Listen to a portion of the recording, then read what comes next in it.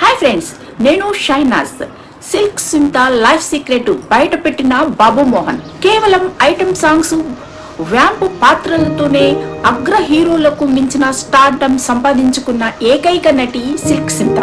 ఆమె legacy, life style గురించి చెబుతూ తాజా ఇంటర్వ్యూలో పలు సీక్రెట్స్ బయట పెట్టారు బాబు మోహన్. భారతీయ సినీ చరిత్రలో సిల్క్ స్మిత ఒక మరుపురాని పేరు. కేవలము ఐటమ్ సాంగ్స్, వ్యాంప్ పాత్రలతోనే అగ్ర హీరోలకు మించిన స్టార్డమ్ సంపాదించుకున్న ఏకైక నటి ఆమె. మత్తెక్కించే కళ్ళు, విలక్షణమైన అభినయంతో ఒకానొక దశలో దక్షిణాది సినిమాలను శాసించిన సిల్క్ స్మిత వ్యక్తిగత జీవితం, ఆమెలోని మరో కోణం గురించి సీనియర్ నటుడు బాబు మోహన్ ఇటీవల ఆసక్తికర విషయాలను వెల్లడించారు. ఆంధ్రప్రదేశ్లోని ఏలూరులో జన్మించిన ఆమె పేరు వడ్లపాటి విజయలక్ష్మి.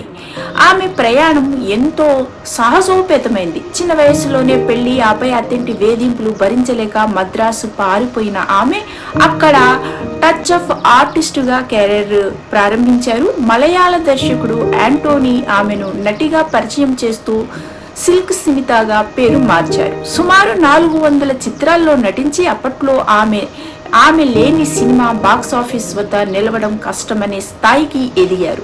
తాజా ఇంటర్వ్యూలో బాబు మోహన్ మాట్లాడుతూ షూటింగ్ సమయంలో సిల్క్ స్మిత ప్రవర్తన గురించి కొన్ని ఆసక్తికర విషయాలు పంచుకున్నారు.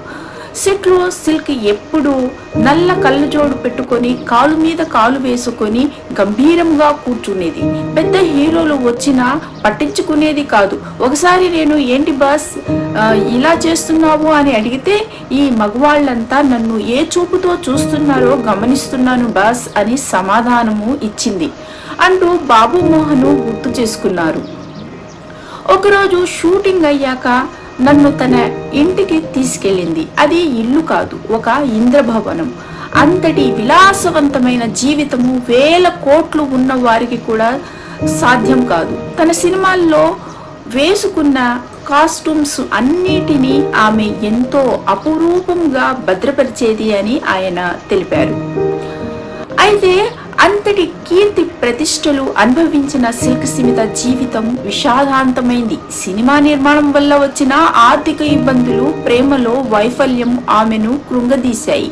దీనితో 1996 సెప్టెంబర్ 23న ఆమె ఆత్మహత్య చేసుకున్నారు.